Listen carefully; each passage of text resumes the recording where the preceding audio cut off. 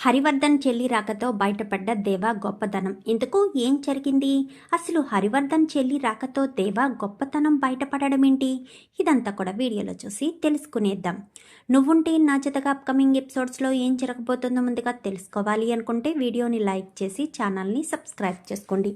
మొత్తం మీరు చూసుకున్నట్లయితే ఇంకా ఇటు దేవా ఇంటి ముందే ఆదిత్య ఇటు బాను చాలాసేపటి వరకు ఉంటారు. ఇంకా ఉండి వాళ్ళు ఎటో వెళ్ళుంటారు. అందుకే వాళ్ళ కోసం మనం ఎదురు చూస్తూ మనం ఎక్కడ ఉండడం ఏంటి, నాన్ సెన్స్ అనుకుంటూ అక్కడి నుంచి వెళ్ళిపోతాడే కానీ ఆదిత్యకు నిద్ర పట్టదు. అసలు దేవా మిథున ఎక్కడికి వెళ్ళారు? దేవా మిథున ఇద్దరు ఒంటరిగా ఏదైనా ఏకాంతమైన ప్రదేశానికి వెళ్తే దేవా తన మనసులోని మాట చెప్పేస్తాడు మిథునకు. అప్పుడు మిథున దేవా ఇద్దరూ ఒకటైపోతారు. వాళ్ళిద్దరూ భార్యాభర్తలుగా ఒకటైపోతే ఇంకా నేను ఎప్పటికీ మిథునను సొంతం చేసుకోలేను. అసలు వాళ్ళు ఇద్దరూ ఎక్కడికి వెళ్ళుంటారు? అసలు ఏమీ తెలియడం లేదే. ఫోన్లు కూడా ఇద్దరివి అకస్మాత్తుగా స్విచ్ ఆఫ్ రావడం ఏంటి? అసలు ఏమీ అర్థం కాని పరిస్థితుల్లో ఉన్నాను అని చెప్పి అనుకుంటూ ఉంటాడు. ఇంకా ఆదిత్య చాలాసేపటి వరకు నిద్ర పట్టదు. ఇంకా దేవా మిథున ఇద్దరూ గదిలో పడుకున్నారు కదా. పడుకునేసరికి తాళం వేసున్న ఇంటికి కన్నం వేయడానికి ఒక దొంగోడైతే వస్తాడు. తాళం పగలగొట్టుకుని లైట్స్ ఆఫ్ చేసి మెయిన్ ఆఫ్ చేసేసి లోపలికి వస్తాడు. లోపలికి వచ్చి మొత్తం చూసుకుంటూ ఉండేసరికి ఇద్దరు ఇంట్లోనే ఉన్నారు కదా. సో చప్పుడు వినిపిస్తే మెలకు వస్తుంది కదా. దొంగ దొంగ నరిసేసరికి ఏమైంది అనగానే దొంగోడు లోపలికి వచ్చాడనేసరికి దొంగోడు ఎందుకు వస్తాడు అని ఇద్దరు మెయిన్ డోర్కి వచ్చేసరికి మెయిన్ డోర్ ఓపెన్లో ఉంటుంది. తాళం బద్దలు కొట్టినట్టు ఉంటుంది. అదిగో దొంగోడు వచ్చాడు కాబట్టి డోరు బద్దలు కొట్టుకుని లోపలికి వచ్చేసాడు అని చెప్పనేసరికి ఇద్దరు వెతికేసరికి వాడు కాస్త వంటగదిలోకి వెళ్ళి మిథున చేసిన వంటకం ఉంది కదా, పప్పు టమాటా, అది వేసుకుని భోజనం చేస్తూ ఉండేసరికి ఈలోపు దేవా మిథున ఇద్దరు అక్కడికి వెళ్తారు. లైట్ బయటికి వెళ్ళి మెయిన్ ఆన్ చేయమనగానే మెయిన్ ఆన్ చేస్తాడు. కరెంట్ మొత్తం లైట్లన్నీ వెలిగేసేసరికి ఒక్కసారిగా దొంగోడు ఏం చేయాలో అర్థం కాక కంచంతో పాటు వెళ్ళిపోయి ఒక స్తంభం పక్కన దాక్కునేసరికి ఇంకా నిన్ను చూసాంలే బయటికి రా అని చెప్పాను కానీ అదేంటి ఇంటికి తాళం వేసింది కదా, మీరు నాలానే దొంగతనం చేయడానికి వచ్చారా అని చెప్పనేసరికి మాకు దొంగతనం చేయవలసిన అవసరం ఏముంది, ఇది మా ఇల్లే, మమ్మల్ని ఇంట్లో పెట్టి లాక్ చేసి వెళ్ళిపోయారు అని చెప్పనేసరికి అయ్యయ్యో అనవసరంగా మీరు ఎవరూ లేరని చెప్పి నేను లోపలికి వచ్చానే అనుకుంటూ ఇంకా దొంగడు కాస్త మీరు వదిలితే వెళ్ళిపోతాను అనగాని అసలు ఇంట్లోకి ఎందుకు వచ్చావు అనగాని కడుపు నిండా భోజనం చేయడం కోసం. తాళం వేసున్న ఇంట్లో భోజనం దొరుకుతుందని ఎలా అనుకున్నావు అనగానే ఊరెళ్ళేటప్పుడు ఏదైనా హడావిడిగా వండి అక్కడ పడేసి వెళ్ళిపోతారు కదా, సో అది తిందాము అనుకుని వచ్చాను. ఏదైనా దొరికితే పట్టుకు వెళ్ళిపోదాం అనుకున్నాను. వచ్చేసరికి ఇలా వంటగదిలోకి రావడంతో పప్పు టమాటా స్మెల్ బాగుంది, ఎంతైనా పప్పు టమాటా కదా, సో అందుకని ఆకలేసి తింటున్నాను అని చెప్పనేసరికి సర్లే తిను నీకైనా నచ్చింది, కొంతమందికి నచ్చినా ఈ పైకి ఏమీ సమాధానం చెప్పరు అనుకుంటూ వెళ్ళిపోయిన తర్వాత సరే అని వెళ్ళిపోవడంతో అమ్మయ్య తలుపులు ఊడిపోని అనమాట. హ్యాపీగా రేపు బయటికి వెళ్ళిపోవచ్చు అని చెప్పనుకుని ఇంకా బయటికి వెళ్ళిపోతూ అన్నా దొంగన్న అని చెప్పనేసరికి ఏంటమ్మా అనగాని వెళ్తూ నువ్వు తీసేసిన తాళం కప్పను కాస్త మళ్ళీ తాళం వేసేవా అని చెప్పనేసరికి అర్థమైంది చెల్లమ్మ, అన్నయ్య అంటూ అంత ప్రేమగా పిలిచిన తర్వాత వేయకుండా ఉంటానా, ఖచ్చితంగా వేసేస్తానంటూ దొంగడు కాస్త బయటికి వెళ్ళిన తర్వాత ఆ తాళం కప్పను ప్రెస్ చేయడంతో మళ్ళీ లాక్ అడిపోతుంది. తీయడానికి మాత్రమే కష్టపడాలి కానీ వేయడానికి పెద్ద కష్టపడవలసిన అవసరం లేదు ఆ తాళం కప్పలకి. సో వేసేసేసరికి మరుసటి రోజు ఉదయాన్నే దేవా టిప్ టాప్గా రెడీ అయిపోతాడు.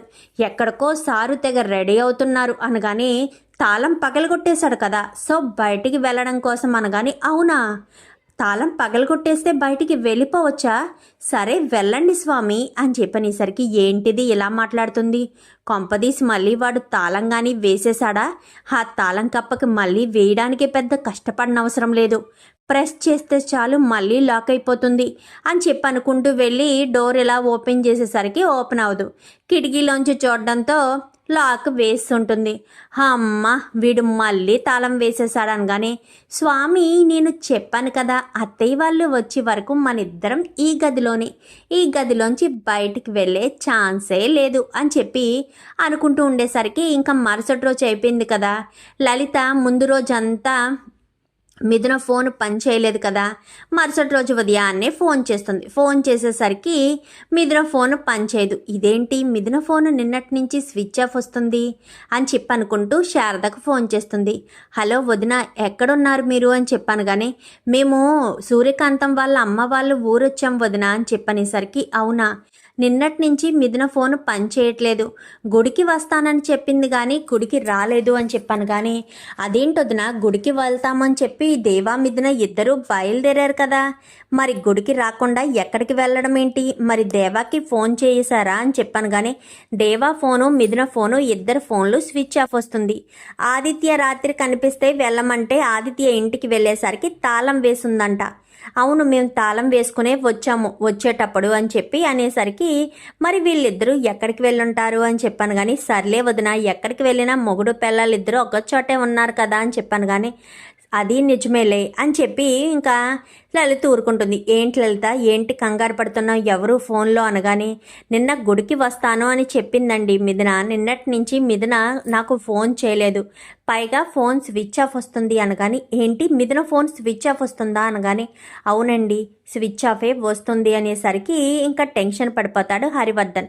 తనతో పాటు దేవా కూడా ఉన్నాడంటండి అని చెప్పనేసరికి, దేవా కూడా ఉన్నాడా, మరి దేవాకి ఫోన్ చేయలేదా అనగానే, దేవా ఫోన్ కూడా స్విచ్ ఆఫే వస్తుంది అని చెప్పనేసరికి, దేవా ఫోను మిథున ఫోను స్విచ్ ఆఫ్ రావడం ఏంటి, అసలు ఎక్కడికి వెళ్ళారు వీళ్ళిద్దరూ అని టెన్షన్ పడుతూ ఉండగా సడన్గా ఒక కార్ వస్తుంది. కార్ రావడంతో కార్లోంచి ఇంకా హరివర్ధన్ చెల్లెలు కాస్త దిగుతుంది. వదినా అని చెప్పనేసరికి, బాగున్నావా వదిన, ఏంటి సడన్గా ఇలా రావడం అని చెప్పాను. కానీ ఏ వదిన, అన్నయ్య వాళ్ళ ఇంటికి వచ్చేటప్పుడు ముందుగానే కబురు పంపించాలా, ఫోన్ చేసి పర్మిషన్ తీసుకుని రావాలా అని చెప్పాను. కానీ చచ్చా అలాని కాదు వదిన, ఏదైనా సమస్యనా ఇంత అర్జెంటుగా వచ్చావు అని చెప్పి అంటున్నానంతే, నువ్వు ఎప్పుడైనా రావచ్చు, పగలు రాత్రి ఎప్పుడైనా ఈ అన్నయ్య ఇంటికి వచ్చే హక్కు అధికారం నీకుంది. సరే బయటే నిలబడి మాట్లాడడం ఎందుకు, లోపలికి రావద్దునా అని చెప్పి లోపలికి తీసుకువెళ్తుంది ఆడపడుచుని. అంటే హరివర్ధన్ చెల్లెల్ని తీసుకెళ్ళిన తర్వాత, ఒక్క నిమిషం వదిన అని చెప్పి గబగబా వెళ్ళి కాఫీ పెట్టి తీసుకొస్తుంది. తాగొదిన, తర్వాత ఏదైనా ఉంటే మాట్లాడుకుందామని చెప్పనేసరికి, ఇంటికి రాగానే మాత్రం కాఫీ ఇచ్చేస్తావే వదిన అని చెప్పాను. కానీ ఇంటికి వచ్చిన వాళ్ళని గౌరవించుకోవాలి కదా, అది ఎవరైనా కానీ, అందులోనూ నువ్వు నా ఆడపడుచువే కానీ నా స్నేహితురాల్లానే ఉండేదానివి. ఎందుకంటే నీ వయసు నా వయసు ఇంచుమించు ఒకటే కావడంతో పెళ్ళైనప్పటి నుంచి మన ఇద్దరం స్నేహితురాల్లానే ఉన్నాం. చెప్పొదినా అని చెప్పనేసరికి, ఏమీ లేదు వదిన, మిథున ఏది మిథున కనిపించట్లేదేంటి అనగానే, అది నీకు ఎలా చెప్పాలో అర్థం కావట్లేదు అనగాని, ఎలా చెప్పడం ఏంటి అత్తయ్య, చెప్పండి, ఎలాగైనా పిన్నిగారికి తెలియాలి కదా అని చెప్పాను. కానీ ఏంటి త్రిపుర, నాకు తెలిసేదేంటి, నాకు తెలియకుండా మా వదిన ఏదో దాచిపెడుతుంది అని అంటున్నావా అని చెప్పాను. కానీ దాచిపెట్టడమేముందిలే పిన్నిగారు, మిథున నా తమ్ముడికి మిథునకు పెళ్ళి అని అనుకున్నారు కదా అప్పట్లో అనగాని, అవును నాకు రావడం కుదరదు అని చెప్పాను కదా మా మామయ్య గారికి హెల్త్ ప్రాబ్లం ఉండడంతో అని చెప్పనేసరికి, అవును పెళ్ళి బాగా జరిగిందా, ఎక్కడ మీ తమ్ముడు మిథున ఎక్కడ కనిపించరే అని చెప్పాను. కానీ ఇంకెక్కడ పెళ్ళి, నా తమ్ముడితో 2 రోజుల్లో పెళ్ళి అనిపించుకునేసరికి మిథున వీళ్ళంతా కలిసి గుడికి వెళ్ళారు. అక్కడ ఒక రౌడీ ఓడితో గొడవ పడడంతో రౌడీ ఓడే మిథున మెడలో తాళి కట్టాడు. మిథున దేనికైనా సెంటిమెంట్గా ఫీల్ అవుతుంది కదా, అచ్చం మీలానే. సో అందుకని తాళి కట్టినవాడు ఎలాంటి వాడైనా నా భర్త, అది ఎలాంటి ఇల్లైనా నా అత్తవారి ఇల్లు అనుకుంటూ వాళ్ళ ఇంటికి వెళ్ళి వాళ్ళ ఇంట్లోనే కూర్చుంది అని చెప్పనేసరికి, ఎంత జరిగిందా, నాతో ఒక్క మాట చెప్పలేదు వదిన అనగానే, మీ మామయ్య గారు ఒంట్లో బాగోలేదని పెళ్ళికే రానని చెప్పావు, మిథున అంటే నీకు ఎంత ఇష్టమో నాకు తెలుసు, అలాంటి మిథున పెళ్ళికి రావడమే నాకు కుదరదు అని చెప్పిన దానివి ఎలా ఈ విషయాలన్నీ చెప్పి నిన్ను టెన్షన్ పెడతాను చెప్పు.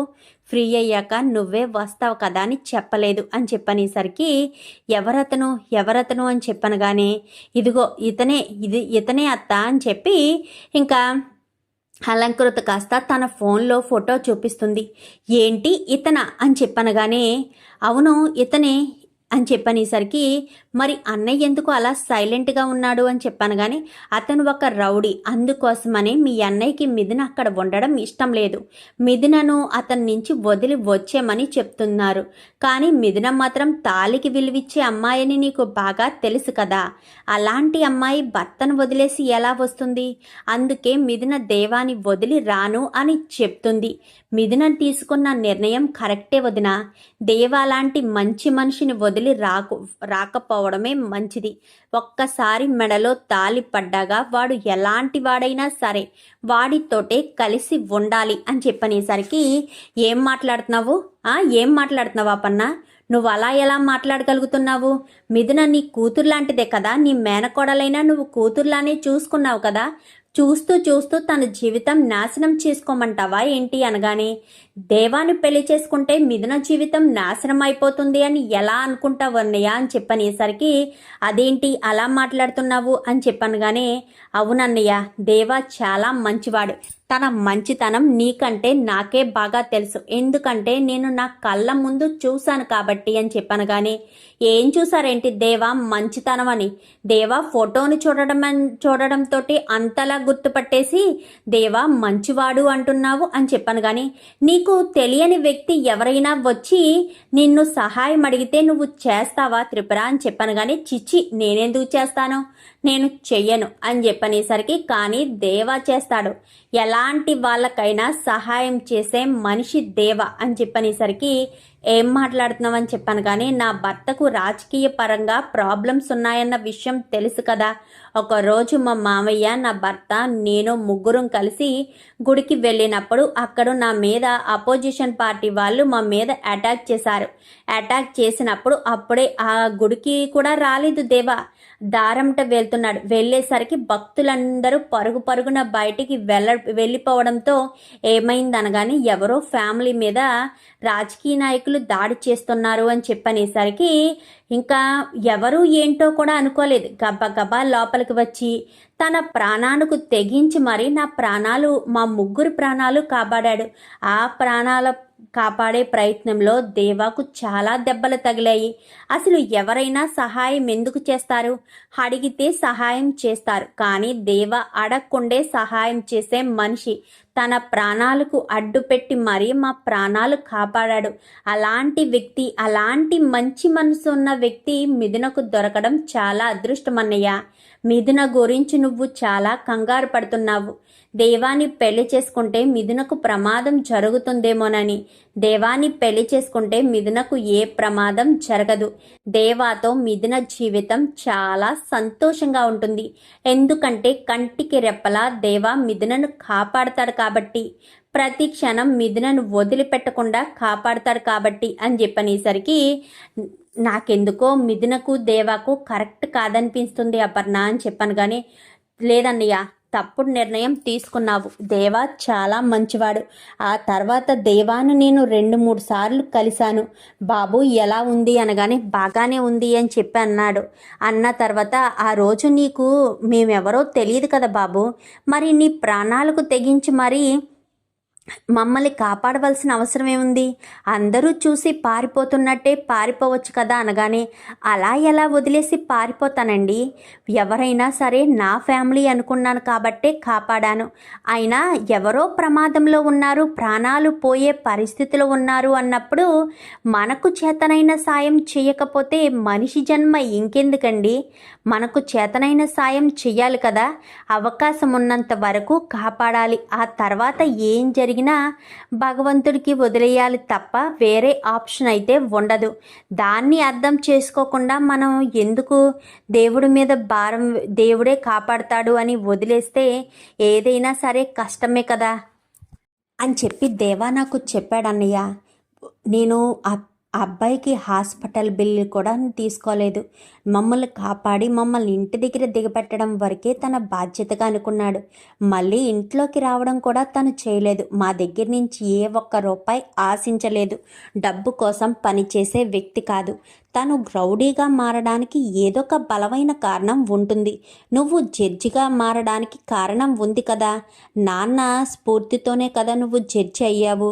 అలాగే తన రౌడీయిజం వెనుక కూడా కారణం ఉండే ఉంటుంది.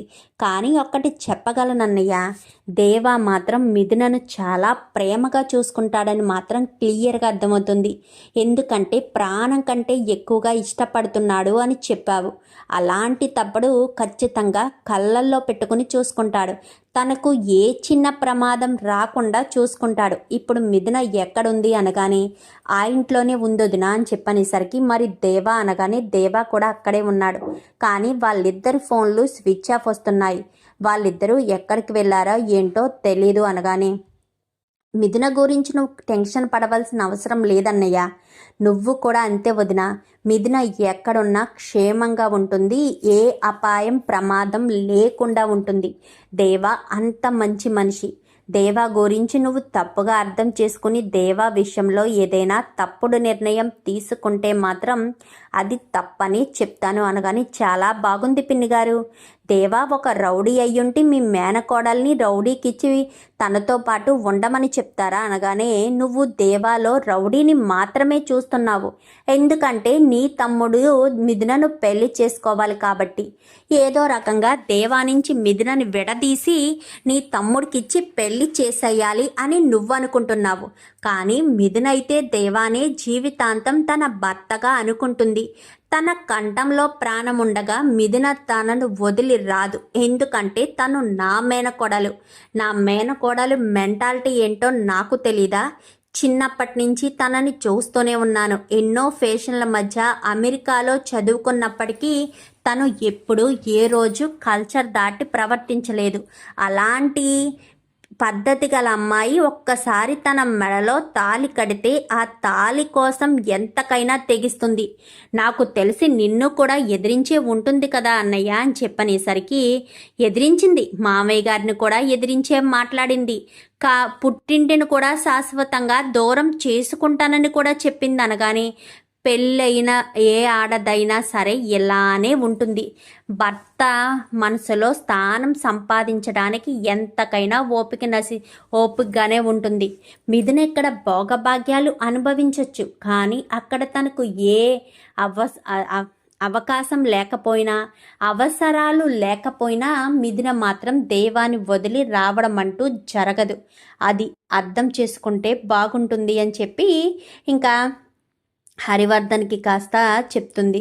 సరే వదిన, నాకు కొంచెం నీరసంగా ఉంది, నేను పడుకుంటాను అనగానే అలంకృత అత్తని రూమ్లోకి తీసుకువెళ్ళు అని చెప్పనగానే అలాగే అమ్మ అని చెప్పి అత్త అని చెప్పనేసరికి ఏంటే మీ బావ విషయంలో నీ నిర్ణయం ఏంటి అనగానే బావ చాలా మంచివాడు.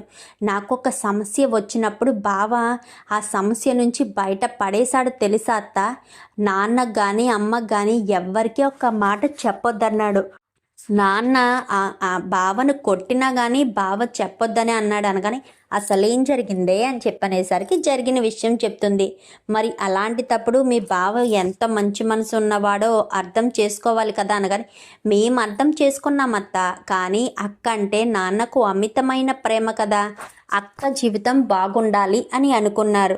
అందుకే దేవా లాంటి వాడు కంటే దేవాన్ని వదిలి వచ్చేస్తే మంచిదని నాన్న చెప్తున్నారు. కానీ అక్క వినే రకం కాదు కదా. అక్క ఎప్పుడైనా ఏ నిర్ణయమైనా తీసుకుంటే ఆ నిర్ణయానికి తల వచ్చి అలాగే ఉండిపోతుందన్న విషయం నీకు బాగా తెలుసు కదా అనగాని నాకు తెలిసే మీ అక్క విషయం నాకెందుకు తెలియదు.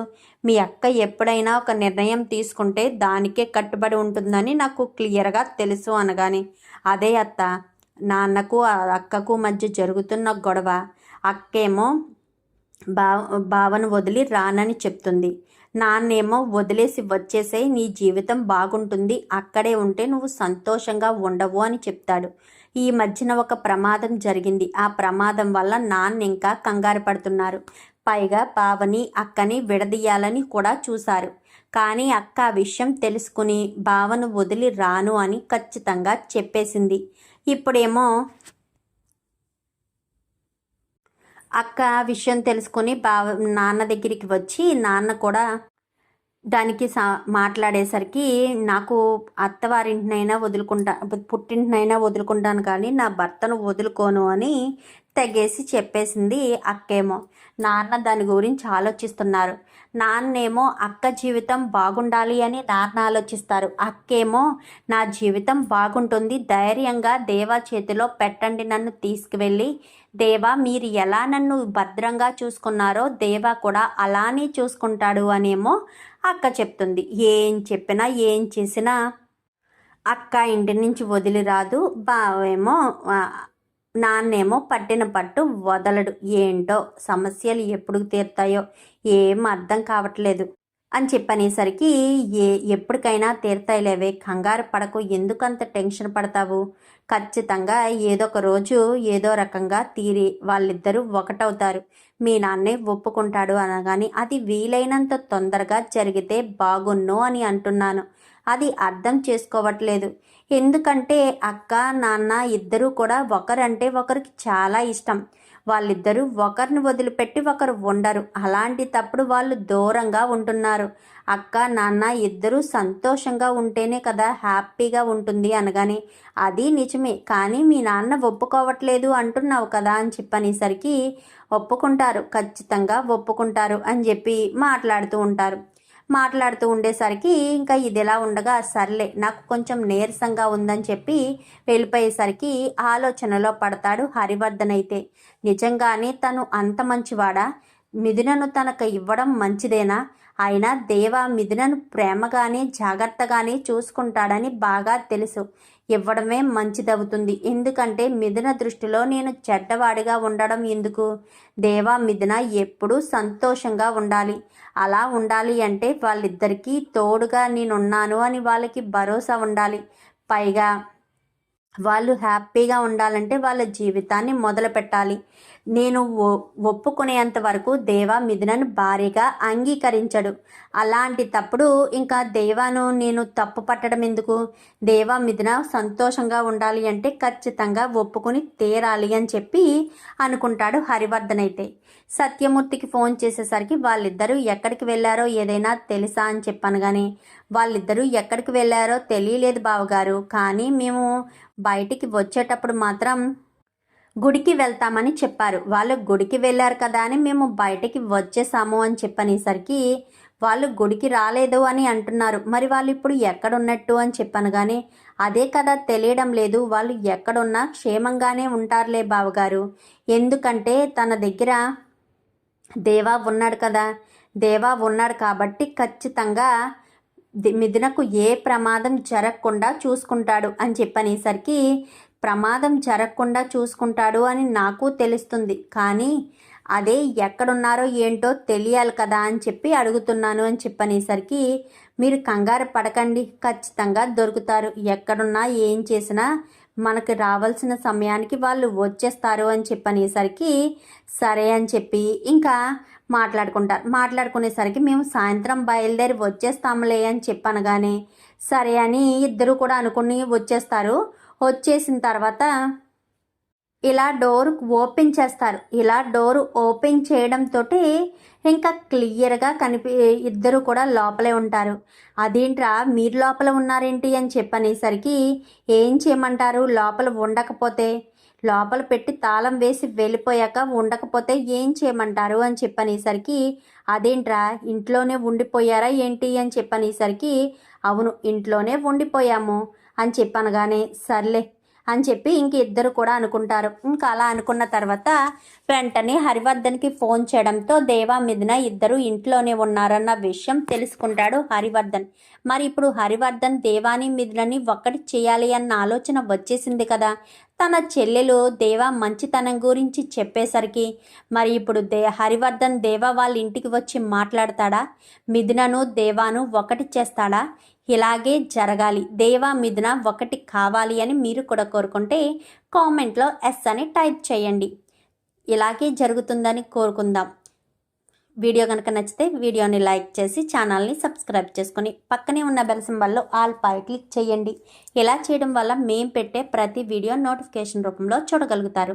Thank you for